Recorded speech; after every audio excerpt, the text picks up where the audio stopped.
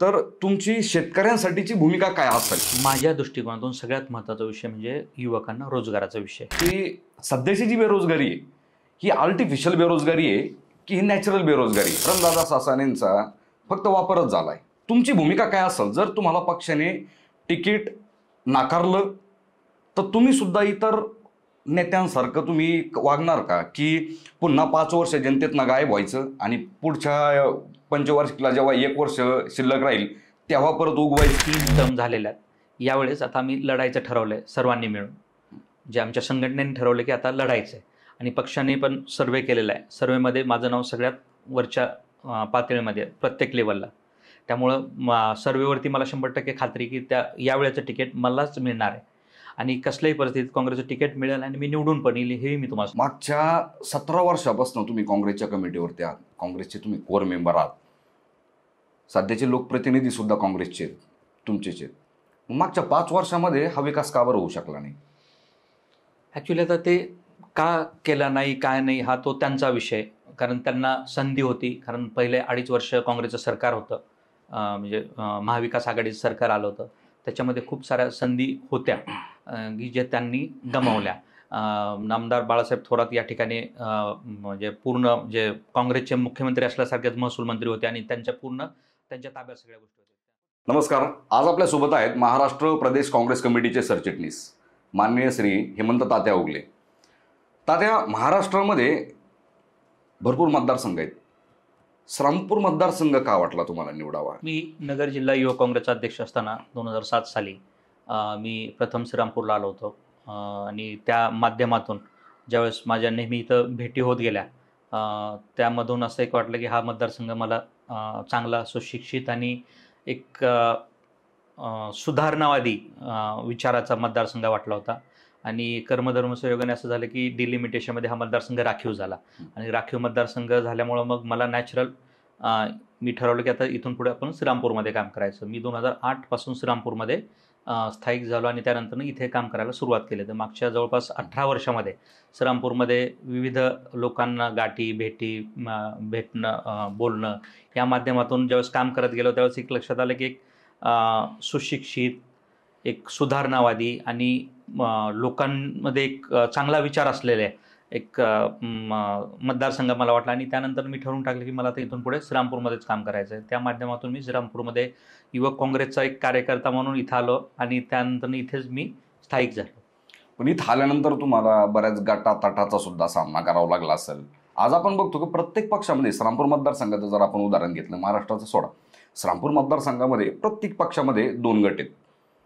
ते एकाच विचारसरणीचे 2 गट आहेत. मग ते गट कशामुळे आहेत हे त्यांना माहिती आहे.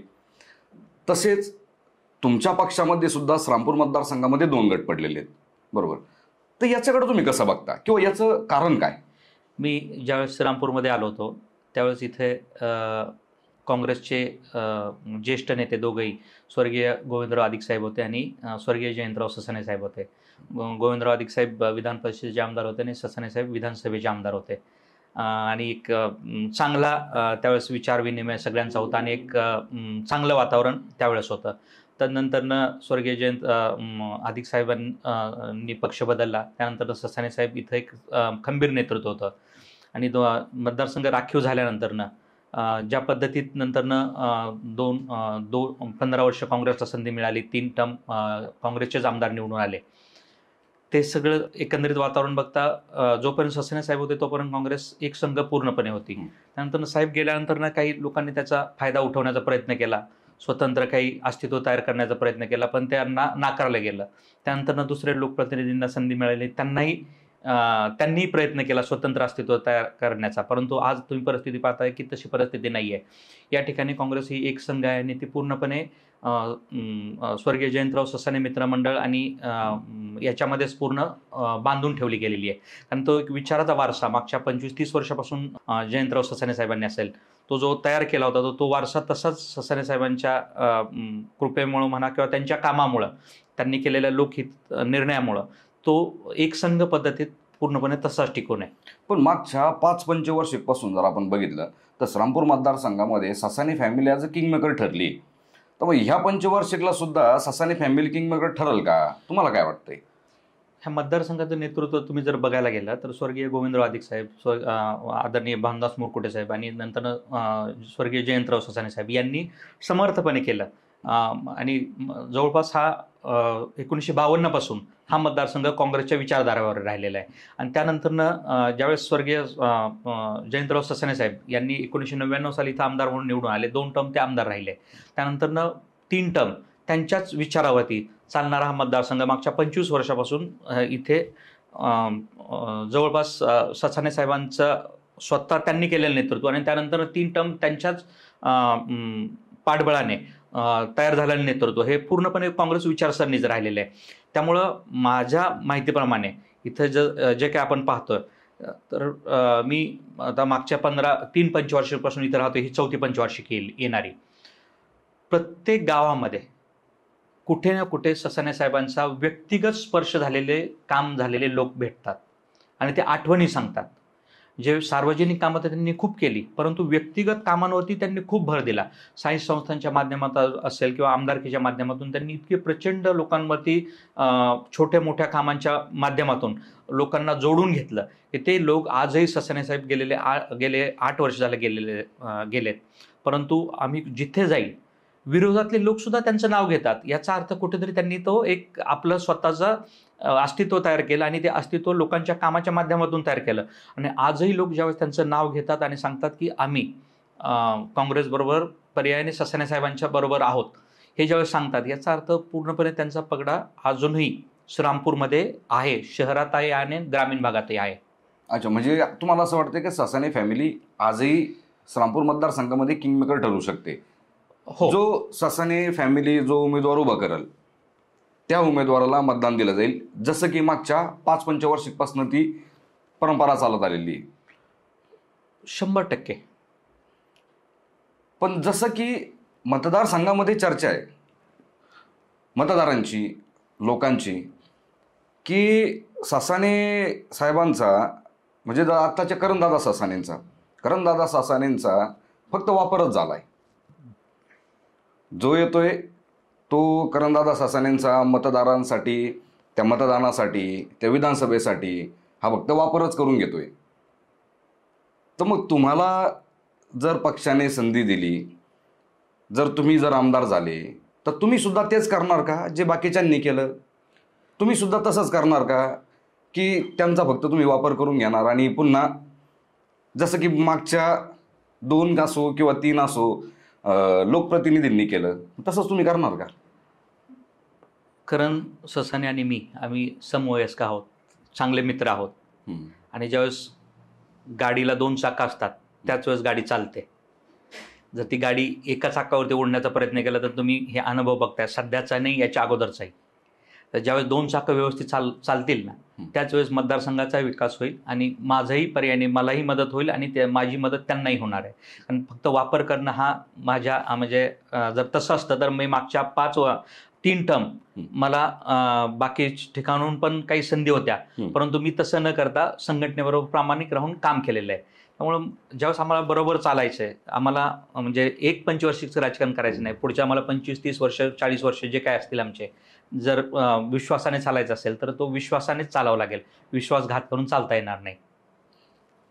जसं मी तुमची माहिती काढली मतदारसंघामधनं की हेमंत ओगले मोठ्या मानाचा माणूस, दिलदार माणूस, ज्या माणसाने मागच्या 10-15 वर्षापासून तिकीट वाटलं, ठीक आहे बाबा मला नको तिकीट, जे मी ऐकलंय का बरं तिकीट वाटलं, हां ठीक आहे बाबा मी पुढच्या पंचवार्षिकला संधी घेईल माझ्या स्वतःला, मला ह्या पंचवार्षिकला ठीक आहे नको आहे मला, बरोबर. तर ह्या वेळेस तुमची भूमिका काय असेल? जर तुम्हाला पक्षाने तिकीट नाकारलं तर तुम्ही सुद्धा इतर नेत्यांसारखं तुम्ही वागणार का की पुन्हा 5 वर्ष जनतेतनं गायब व्हायचं आणि पुढच्या पंचवार्षिकला जेव्हा 1 वर्ष शिल्लक राहील तेव्हा परत उगवायचं आणि मग नमस्कार घालायला चालू करायचं? की तुम्ही सुद्धा तुमचं समाजकार्य जे मागच्या 10-15 वर्षापासून चालू आहे ते तुम्ही कार्यरत ठेवणार आहे? मी मागच्या 3 पंचवार्षिकपासून थांबत गेलो, परंतु मी कधी मतदारसंघातनं गायब झालेलो नाही. मी राहिलाच इथे, माझी कर्मभूमीच ही. बाकीच्यांसारखं मी जाऊन येऊन कधी केलेलं नाही. मी रोज तुम्हाला चहाच्या कट्ट्यावरती शिवाजी रोडला किंवा मेन रोडला संध्याकाळी किंवा सकाळी बसलेला तुम्ही बघितलं असेल. मी श्रीरामपूर मतदारसंघ मागच्या 15 वर्षात सोडलेला नाही आणि यावेळेस आता 3 टर्म झालेल्या आहेत. यावेळेस आता आम्ही लढायचं ठरवलं आहे सर्वांनी मिळून. जे आमच्या संघटनेने ठरवलं की आता लढायचं आहे आणि पक्षाने पण सर्वे केलेला आहे. सर्वेमध्ये माझं नाव सगळ्यात वरच्या पातळीमध्ये प्रत्येक लेवलला. त्यामुळं सर्वेवरती मला 100% खात्री की यावेळेचं तिकीट मलाच मिळणार आहे आणि कसल्याही परिस्थितीत काँग्रेसचं तिकीट मिळेल आणि मी निवडून पण येईल हे मी तुम्हाला. काय असेल तुमची पहिली भूमिका? तुम्हाला जनतेने संधी दिली आमदार होण्याची, एक लोकप्रतिनिधी होण्याची. तुमचं पहिलं काम काय असेल की जे तुम्ही अंगावरती गुलाल असताना त्या कामाला तुम्ही पहिला हात घालाल? मतदारसंघामधलं असं कोणतं काम आहे का जे रखडलंय? माझ्या दृष्टिकोनातून सगळ्यात महत्त्वाचा विषय म्हणजे युवकांना रोजगाराचा विषय. श्रीरामपूर एकदम म्हणजे मी तुम्हाला अगोदर सुरुवातीला सांगितलं की एकदम सुधारलेलं गाव आहे. म्हणजे ज्या गावामध्ये सोन्याचा धूर निघत होता, आज त्या गावामध्ये राख करायचा कार्यक्रम लोकप्रतिनिधींनी केलेला आहे. कारण ज्यावेळेस जी गोष्ट गरजेची होती त्यावेळेस त्यांनी ती केलेली नाही. जोपर्यंत स्वर्गीय जयंतराव ससाणे साहेब होते तोपर्यंत ह्या मतदारसंघावरती एक वट होता. स्वर्गीय अधिक साहेब होते तोपर्यंत वट होता. काही आता अनुषंगाने करणदादा ससाणे असतील किंवा भानुदास मुरकुटे साहेब असतील यांच्यामुळे काही वचक आहे किंवा काही संस्थांना त्यांना घाबरून काही लोक व्यवस्थित काम करतायत.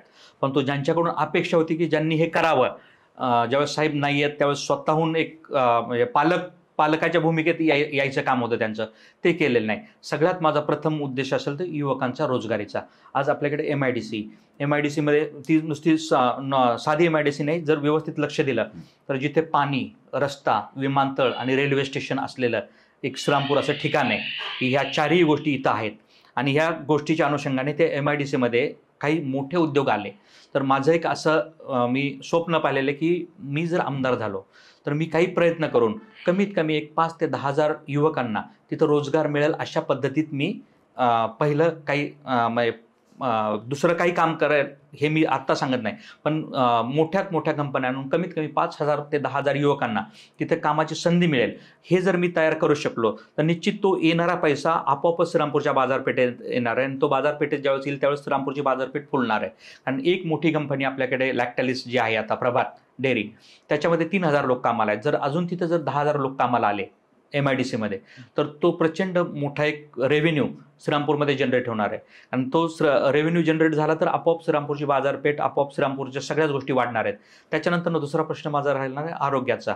श्रीरामपूरमध्ये एकही मोठं हॉस्पिटल नाही. जर काही इमर्जन्सी झालं तर एक तर नगरला किंवा नाशिकला इमिजिएटली आपल्याला म्हणजे पेशंटला हलवावं लागतं. त्यामुळं तो एक महत्त्वाचा मुद्दा आहे की आपल्याला काही करून श्रीरामपूरमध्ये आधुनिक आरोग्य सुविधा एक तयार कराव्या लागतील.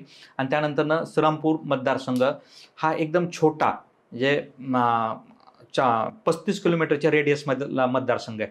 परंतु रस्त्यांची जी अवस्था झालेली आहे श्रीरामपूरमध्ये ती फार वाईट झालेली आहे. कारण तिन्ही बाजूने नद्या, श्रीरामपूरला गोदावरी असेल, मध्ये प्रवरा आणि पलीकडे मुळा नदी, ह्या तिन्ही नद्यांच्या मध्ये श्रीरामपूर मतदारसंघ आहे. त्यामुळं सॉईल एकदम डीप सॉईल आहे, त्यामुळं रस्ते खचले जातात. त्यामुळे चांगले रस्ते जर असतील तर दळणवळणाच्या सुविधा चांगल्या पद्धतीने तयार होतील.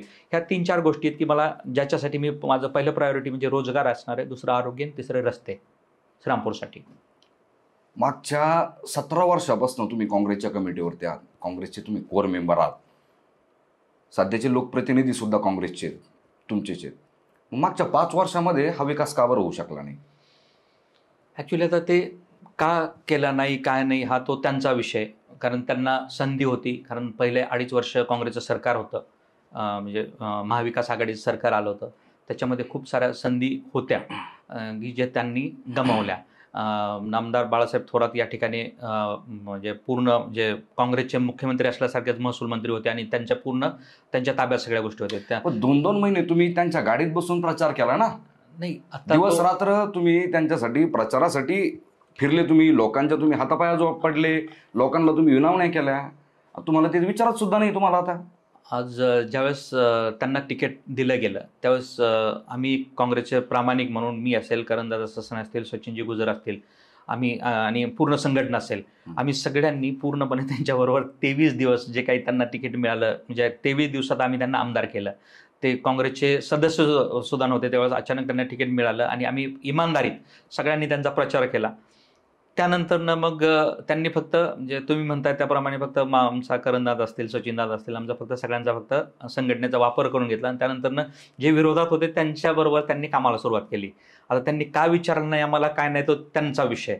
पण तो आम्ही त्यावेळेस इमानदारीत काम केलं आणि ते निवडून आले. निवडून आल्यानंतर त्यांनी ज्या पद्धतीने काम करायला पाहिजे होतं ते त्यांनी काही केलेलं नाही. त्यामुळे आम्ही काही ठिकाणी आवाज उठवला की हे चुकीचं होतं, ह्या पद्धतीत काम होणार नाही, परंतु त्यांनी त्याच्याकडे ही लक्ष चूक दिलं. मान्य करता का तुम्ही की तुम्ही उमेदवार देताना चुकले? तुम्ही काँग्रेसच्या सरचिटणीस आहात, तुम्ही प्रदेशचे, तिकिटासाठी तुम्ही पण प्रयत्न केले असतील नसतील मला माहित नाही, तुम्ही पण प्रयत्न केले असतील, करणदादा सासने असतील त्यांनी पण प्रयत्न केले असतील. मग ही चूक तुम्ही मान्य करता की तुम्ही तिकीट देताना तुम्ही चुकले किंवा उमेदवार देताना तुम्ही चुकले? त्यावेळेची परिस्थिती तशी तयार झाली होती आणि आम्ही एक प्रामाणिकपणे काँग्रेसचे कार्यकर्ते असल्यामुळे आम्ही ती स्वीकारली आणि आम्ही त्यांचं काम केलं. तुम्हाला जनतेने संधी दिली.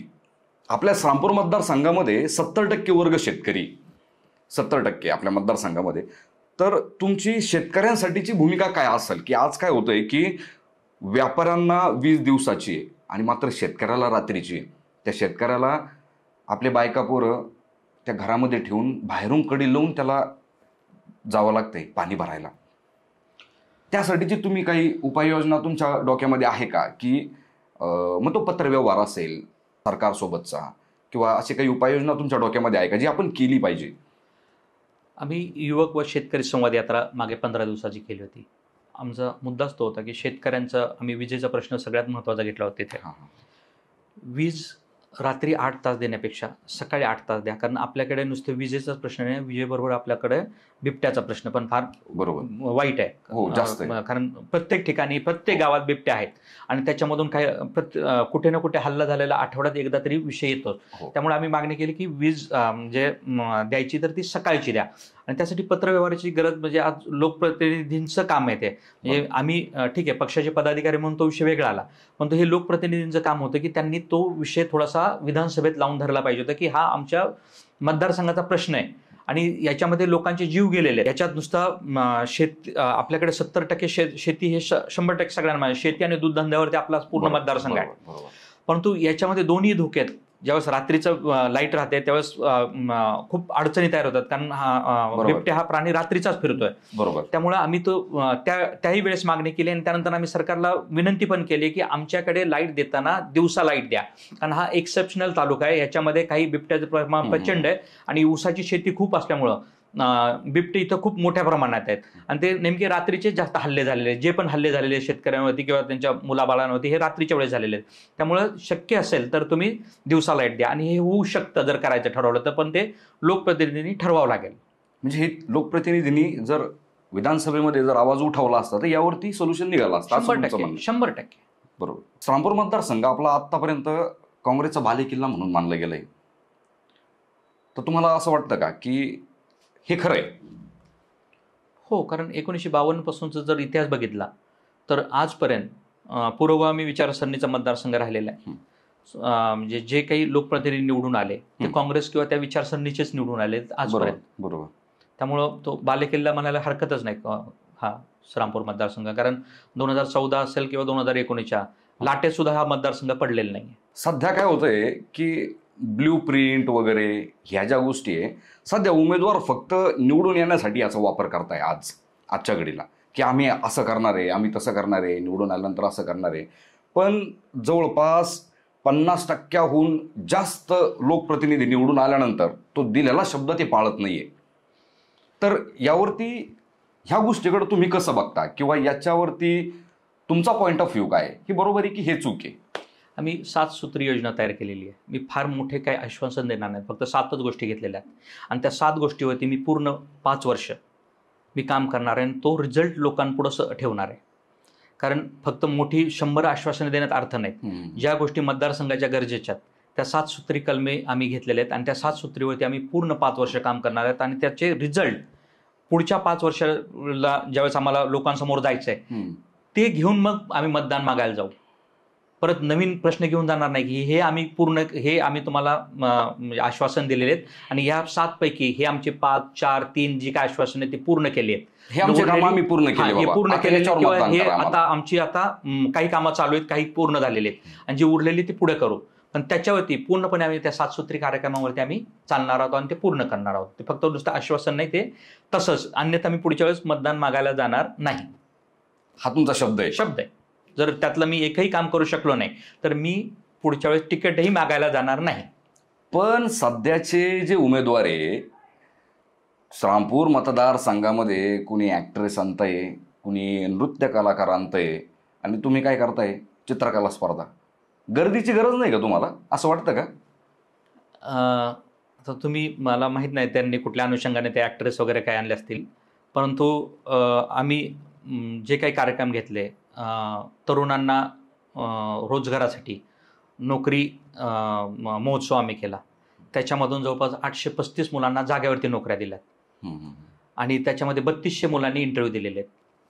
त्याच्यानंतरनं करिअर गायडन्ससाठी आम्ही महाराष्ट्राचे पोलीस महानिरीक्षक कृष्णप्रकाशजी, IAS ऑफिसर भाग्यश्री बानायत शिर्डी संस्थांच्या CEO होत्या, आणि डॉक्टर तुषाबा शिंदे HR होते, IRPS Indian railway personal service, ह्या तिघांना बोलून त्यांच्याकडून मार्गदर्शन केलं. त्यावेळेस जवळपास 1000 मुलांनी, त्याच्यामधून कितीतरी मुलांनी अशी प्रेरणा करून, त्यातले काही, हे जे 3 जण आले होते, ह्या तिघांनी काही मुलांना डायरेक्टली त्यांच्या अंडर मार्गदर्शनाखाली घेतलं आणि ती मुलं आता त्यांच्यावर काही मुलं काम करतायत, काही मुलांना त्यांनी मदती केल्या त्याच्यासाठी. त्यानंतर आम्ही बाकीचे इतर काही ॲक्टिव्हिटीज जशा केल्या, नृत्याच्या स्पर्धा घेतल्या, त्याच्यामध्येही हजारो मुलींनी महिलांनी भाग घेतला. त्याच्यामध्ये कलागुणांना त्यांचा वाव मिळाला. त्यानंतर आम्ही आता मागच्या आठवड्यामध्ये चित्रकला स्पर्धा घेतली. त्या चित्रकला स्पर्धेमध्ये 6 वर्षापासून ते 70 वर्षाच्या 6 वर्षाच्या मुलापासून ते 70 वर्षाच्या वृद्धांपर्यंत सगळ्यांना ओपन केलं होतं आम्ही, सगळ्यांनी भाग घ्या. तुम्हाला आश्चर्य वाटेल, 2700 मुलं, म्हणजे 2700 पार्टिसिपंट त्या चित्रकला स्पर्धेत त्यांनी भाग घेतला. आणि 27, म्हणजे 6 वर्षापासून ते 70 वर्षापर्यंत 2700 मुलांनी बसून चित्र काढलेली आहेत. त्यामुळे तुम्हाला ठरवायचं की लोकांना म्हणजे काय द्यायचं, आपण मतदारसंघामध्ये कशा पद्धतीत आपल्याला लोकांना घेऊन जायचं. उद्या तुम्ही जे गर्दी जमवणं, जर राजकारण असेल तर तुम्ही बघत असाल की काही मोठे नेते आहेत की ज्यांच्या नावावरती हजारो लोकांची गर्दी येते, परंतु ज्यावेळेस मतदानाची वेळ येते त्यावेळेस त्यांना मतदान पडत नाही, त्यांचा एकही लोकप्रतिनिधी निवडून येत नाही, पण गर्दी मात्र त्यांच्या सभेला लाखोची असते. त्यामुळे गर्दी बनवायची आहेत का दर्दी बनवायची आहेत, आणि आपल्या मतदारसंघाचा ट्रॅक कुठला ठेवायचा हे आपल्याला ठरवावं लागेल. कारण आपल्याला सुधारणावादी ट्रॅक घेतला आणि पुरोगामी विचारसरणीचा विचार केला तर लहानांपासून ते वृद्धांपर्यंत, महिलांपासून ते तरुणांपर्यंत वेगवेगळ्या क्षेत्रामध्ये लोक आणून त्यांना आपण काय देऊ शकतो हे महत्त्वाचं आहे, ना की तिथे धांगडधिंगा घालून फक्त गर्दी जमवण्याचा काही त्याचा अर्थ आहे, असं मला वाटतं प्रामाणिकपणे. श्रामपूरचा बिहार होण्याच्या मार्गावर आहे असं नाही वाटत का तुम्हाला? सध्याची परिस्थिती वाईट चाललेली आहे. कारण श्रामपूरला जे एक जेव्हापासून श्रामपूर बघतोय, श्रामपूरला एक कल्चर आहे. श्रामपूरला आणि तुम्ही पुण्याला कम्पेअर करू शकता, पुण्यासारखंच परिस्थिती, एक छोटं श्रामपूर एक पुण्यासारखे एक चांगल्या सिटीसारखं आहे. प्रत्येक ठिकाणी कट्टे आहेत, वेगवेगळे लोक वेगवेगळ्या ठिकाणी बसलेले असतात, जे संध्याकाळचे असतात, दिवसा असतात. परत वेगवेगळ्या ॲक्टिव्हिटीज श्रामपूरमध्ये चालू असतात, कॉलेजेस असतील किंवा काही संस्था आहेत त्यांच्या माध्यमातून चालू असतात. परंतु आजकाल जर ते पाहिलं तर ते थोडंसं जरा असं आता भीती वाटायला लागली श्रामपूरमध्ये की काही चुकीच्या गोष्टी इथे ज्या घडत आहेत त्याच्यातून श्रामपूरमध्ये थोडंसं जरा वेगळ्या ट्रॅकवरती जायला लागलं असं वाटतंय. आणि त्याच्यावरती प्रशासनाचा धाक कमी झालेला आहे, कारण लोकप्रतिनिधी खंबीर नसल्यामुळं प्रशासनाने त्यांना खूप सहज घेतात आणि त्याच्यामुळे ह्या गोष्टी घडत आहेत. परंतु जर त्या प्रशासनावरती थोडंसं जर वचक लोकप्रतिनिधींनी ठेवली तर निश्चितपणे ह्या गोष्टी जागेवरती येऊ शकतात. कारण श्रामपूर एक मिनी इंडिया आहे. श्रामपूरमध्ये तुम्ही पाहिलं असेल की प्रत्येक जाती धर्माचे सगळे लोक राहतात. श्रामपूरमध्ये मला एक विशेष वाटलं की पारसी धर्माचे पण 2 घर आहेत. जे हा श्रामपूरचा विषय आहे, म्हणजे इराणचे लोक असते, इराणी लोक आहेत, गौंड लोक आहेत जे कुठेही दिसत नाही, ते गौंड लोक सुद्धा आपल्या श्रामपूरमध्ये राहतात. पंजाबी आहेत, परत सिंधी आहेत, गुजराती आहेत, मारवाडी आहेत, जे विविध जाती धर्माचे लोक श्रामपूरमध्ये गुण्यागोविंदाने राहतात. हिंदू मुस्लिम सगळेच जण पूर्ण वेगवेगळ्या कल्चरचे आणि वेगवेगळ्या धर्माचे लोक. प्रत्येक ठिकाणी तुम्ही पाहत असाल की प्रत्येक धर्माची मिरवणूक निघते आणि त्याच्यामध्ये सर्व धर्मीय लोक त्याच्यामध्ये सहभागी होतात. हा एक जो सुंदर असा श्रीरामपूरचा बंच आहे, मी काय थॉट्स ऑफ बंच जो आहे ना, मी एक सुंदर असा एक गुच्छ आहे, तो तसाच राहिला पाहिजे. तो कधी म्हणजे त्याच्यामध्ये विसंवाद व्हायला नको अशी प्रामाणिकपणे इच्छा. आणि ज्या काही शक्ती अशा काही प्रयत्न करतील, जर उद्या संधी मिळाली तर ह्या शक्तींना नक्की थांबवू आणि परत म्हणजे श्रीरामपूरला त्या ओरिजिनल श्रीरामपूरमध्ये आणण्यासाठी प्रयत्न पूर्ववत अवस्थेमध्ये आणण्याचा प्रयत्न तुम्ही करणार आहात. करणदादा ससानेंना मागच्या 2 पंचवार्षिकमध्ये त्यांचा भोळा स्वभाव नडला असं वाटतं का? ते एक सरळ मार्गी आहे. जसं स्वर्गीय जयंतराव ससाने साहेबांचा स्वभाव होता सरळ मार्गी, लोकांना मदती करायचं, तसा त्यांचा स्वभाव आहे आणि तो कधीही चांगला. छक्के पंजे न करता जो माणूस प्लेन राहतो ना त्याला त्रास होत नाही. माझंही तसंच त्यांच्यासारखंच, आम्ही प्लेन आहोत दोघंही. कारण म्हणून तुमचं हा मे बी जुळत असेल म्हणून जुळतंय असं वाटतंय, म्हणून आमचं एका स्वभाव एक झालेत. आणि लोकांसाठी सेवा करायचा ज्यावेळेस भाव असतो ना त्यावेळेस सरळ असलेलं कधी पण बरं, जास्त गोंधळ नको आणि ते बरं पडतं. आर्टिफिशियल राहण्यापेक्षा नॅचरल राहणं कधी पण चांगलं. बरोबर बरोबर.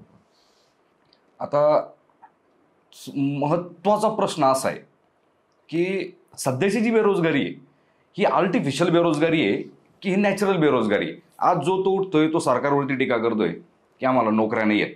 मग तुम्हाला काय वाटतंय, खरंच नोकऱ्या नाही आहेत की तरुण पोरं नोकरी करायला तयार नाही आहेत? नाही, असं नाही. तरुण मुलांना नोकरी पाहिजेत. तुम्ही बघत असाल की आज प्रत्येक घरातला मुलगा किंवा मुलगी किमान ग्रॅज्युएट झालेले आहेत, किमान ग्रॅज्युएट. बरोबर. आणि आपल्या भागामध्ये अशा शिक्षणाच्या सुविधा बऱ्यात, त्या अनुषंगाने ही मुलं ग्रॅज्युएट आहेत. कोणी इंजिनियर आहेत, कोणी BCA झाले, कोणी फार्मसीमध्ये वेगवेगळ्या क्षेत्रामध्ये काम करतात. परंतु इथं रोजगाराच्या संधी कमी असल्यामुळं ही मुलं नगर, नाशिक, पुणे, औरंगाबाद, मुंबई अशा ठिकाणी बाहेर जावं लागतं त्यांना, कारण त्यांना काही पर्याय नाही, कारण इथं लिमिटेशन्स आहेत. बरोबर. मी तुम्हाला जे बोललो की समजा इथे काही म्हणजे माझा असा एक माझ्या डोक्यातला विषय आहे की आपला हा ग्रामीण भागातला शेतकरी बेस असलेला मतदारसंघ आहे. इथं दूध खूप मोठ्या प्रमाणात आहे. म्हणजे महाराष्ट्रामधला सगळ्यात जास्त दूध उत्पादक जिल्हा कुठला असेल तर नगर जिल्हा. नगर जिल्ह्यामध्ये श्रीरामपूर तालुका हा 2 नंबरला दूध उत्पादक शेतकऱ्यांमध्ये येतो. त्याच्यामुळं त्या अनुषंगाने दुधावरती प्रक्रिया करणारे जर काही मोठे उद्योग आणता आले तर तो एक आपल्यासाठी फायदेशीर राहणार आहे. आणि आपल्याकडे सोयाबीन हे फार मोठं पीक येतं आपल्याकडे प्रचंड, आणि कापूस पण येतं. परंतु याच्यावरती प्रक्रिया करणारे उद्योग इथं नाही आहेत. ऊसाचे कारखाने आहेत, परंतु हे जे प्रक्रिया करणारे उद्योग जर समजा इथं आले, सोयाबीन आणि कापसावरती प्रक्रिया करणारे उद्योग, तर निश्चितपणे आपल्या शेतकऱ्यांना त्याचा फायदा होणार आहे आणि त्या अनुषंगाने शेतकऱ्यांची मुलं पण तिथेच कामाला लागणार आहेत. त्यामुळे येणाऱ्या काळामध्ये आमचा एक प्रयत्न राहणार आहे की सोयाबीन आणि कापूस याच्यावरती एक काही काम करता येईल का, आणि महिलांसाठी असं लिज्जत पापडचं जे आहे महिला गृहोद्योग, हजारो महिलांना त्यांनी नोकऱ्या दिलेल्या आहेत. तर आपल्याकडे नेवासामध्ये फूड पार्क आलेलं आहे, परंतु आपल्या श्रीरामपूरमध्ये ते फूड पार्क यायला काहीच अडचण नाही, कारण आपल्याकडे MIDC आहे. तर त्या अनुषंगाने तसं जर आलं तर एक तरुणांसाठी आणि महिलांसाठी एक रोजगाराची चांगली संधी तयार होऊ शकते. म्हणजे जी मुलं बाहेर जातात त्यांना भले तिकडे 40-50 हजार जरी रोज झाला पगार मिळाला महिन्याला, तरी तिथे विषय असा आहे की तिथे राहणं आणि खाणं एवढं महागडं झालं की त्यांच्या हातात शेवटी 20,000 रुपये राहतात. बरोबर. कारण तिथे राहायला मिनिमम 10 ते 15,000 रुपये लागतात आणि खायला कमीत कमी 10,000 रुपये. जेवढा पगार त्याचा निम्मा खर्च होऊन जातो. निम्मा म्हणजे ते शेवटी आणि परत बाहेर राहावं लागतं. बरोबर. तर तेच जर समजा इथे 20,000 रुपये त्यांना पगार मिळाला, 25,000 पगार मिळाला, तर त्या मुलांना ते परवडणार आहे. कारण शेवटी आपल्या घरी राहून त्यांना जर रोजगार उपलब्ध झाला, तर आई वडिलांबरोबर राहून त्यांना जर रोजगार उपलब्ध झाला, तर ती मुलं बाहेर जाऊन पैसे कमावण्यापेक्षा तो पैसा आपल्या मतदारसंघात जर फिरला तर मतदारसंघाचा जास्त विकास होणार आहे. आणि सगळ्यात महत्त्वाचं म्हणजे आपल्याकडे जे तसं बघायला गेलं तर पर्यटनाच्या दृष्टिकोनातून काही गोष्टी करता येण्यासारख्या, जसं की आता समजा शिर्डीचे साईबाबा आहेत. शिर्डीचे साईबाबाकडून आपल्याला जर समजा नेवासाला जायचं असेल तर श्रीरामपूर मार्गे जावं लागतं. आपल्याला शनी शिंगणापूरला जायचं असेल तर मधला रस्ता आहे आपला शनी शिंगणापूरला जायचा. पण नेवाशावरून बाबळेश्वर शिर्डीवरून नेवाशाला जाताना सगळा रोड चांगला आहे. फक्त श्रीरामपूरमध्ये आलं का तेवढा श्रीरामपूरमध्ये खडखड सुरू होती. तोच विषय झालेला आहे. श्रीरामपूरमध्ये जो काही लक्ष द्यायचं होतं ना, ते लक्ष दिलं गेलं नाही. त्यामुळं तो प्रॉब्लेम मी तुम्हाला बोललो की रस्त्याचा प्रश्न श्रीरामपूरमध्ये फार वाईट झालेला आहे. आणि कुठेही जा, म्हणजे श्रीरामपूर शहरच नाही, कुठल्याही ग्रामीण भागाचा रस्त्याचे प्रश्न फार वाईट झालेले आहेत. कारण ज्या पद्धतीत काम व्हायला पाहिजे होतं त्या पद्धतीत काम झालेलं नाही. म्हणजे आता मला जास्त खोलामध्ये नाही जायचं, परंतु ते चुकीच्या पद्धतीने कामं झाले, त्यामुळे ते तसा प्रश्न तयार झालेला आहे. पण निश्चित येणाऱ्या काळामध्ये आपण तो विषय सुधारणा करण्यासाठी आपण प्रयत्न करणार आहोत. कारण मी तो विषय घेतलेला आहे रस्त्याचा, हा आमच्या 7 सूत्रीमध्ये रस्त्याचा विषय घेतलेला आहे.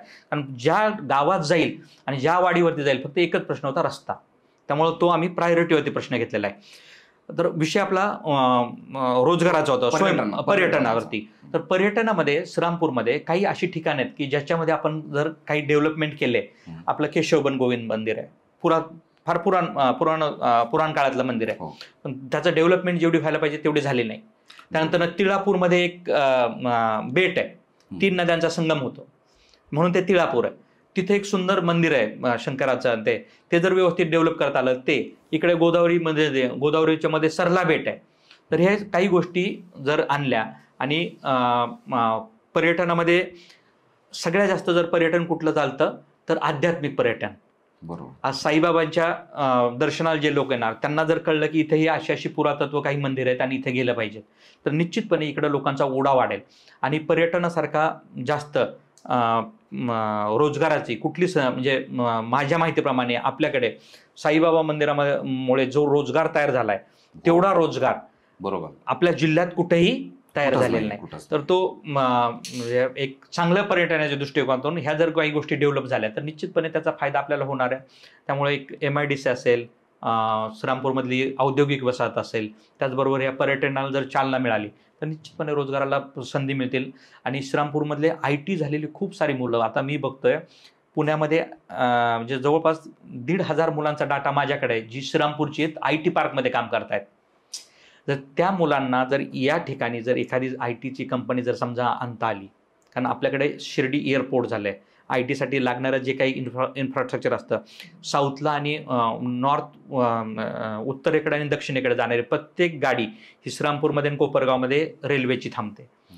श्रीरामपूरमध्ये शिर्डीमध्ये शिर्डी एअरपोर्ट श्रीरामपूरमधून फक्त अर्धा तासाच्या अंतरावरती, जे आणि जिथे भारतातनं प्रत्येक ठिकाणी कनेक्टिव्हिटी असलेली विमानं येतात.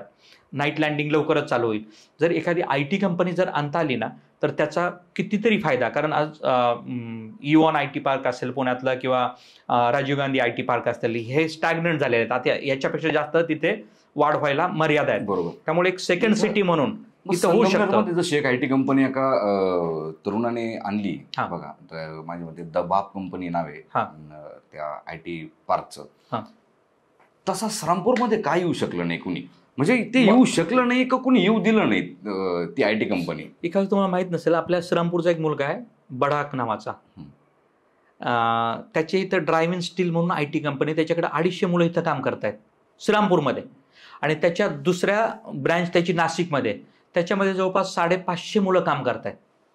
मग अशा युवकांना थोडंसं जर काही तयार करून दिलं, म्हणजे दिशा दिली, तर ते बाहेर जाण्यापेक्षा इथं ITचं मोठी सुधारणा करू शकतात ना. आणि त्याच्या माध्यमातून आज ती 250 जी मुलं आहेत किंवा त्याच्याकडे ते नाशिकमध्ये जी मुलं काम करतात ती मॅक्सिमम श्रीरामपूरची मुलं आहेत. मग या तरुणांना जर संधी मिळाली किंवा यांना आपण जर काही ताकद देऊ शकलो तर निश्चितपणे त्याचा फायदा श्रीरामपूरसाठीच होणार आहे. बरोबर. पण ते काय होतं, एखादा जर काही मोठं एस्टॅब्लिश करायला गेला, शेवटी प्रशासकीय आणि राजकीय लोकच त्यांना आडवे येतात.